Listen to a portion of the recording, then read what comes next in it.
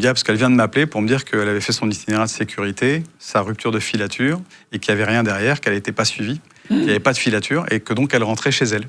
On a eu une fois une fille qui donc faisait les tests, et elle était en lien directement téléphonique avec son chef de stage, et nous on était derrière en filature.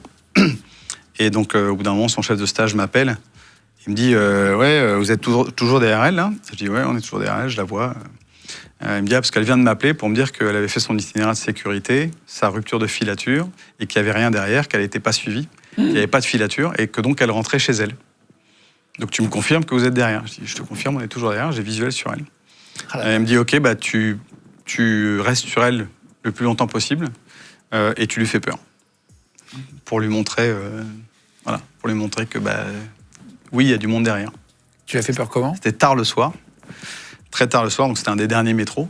Et en fait, il y avait donc un membre de la filature dans chaque wagon du métro dans lequel elle était, sauf le sien, évidemment. Et elle est arrivée à la station chez elle, et donc la porte du métro s'est ouverte, elle est sortie sur le quai, et en sortant sur le quai, à chaque wagon, t'as un mec qui est sorti, qui l'a regardé. Incroyable. Et là, elle a fait ouf. Donc elle s'est décomposée complètement, elle est partie complètement en sucette, elle a appelé les flics, machin. Enfin,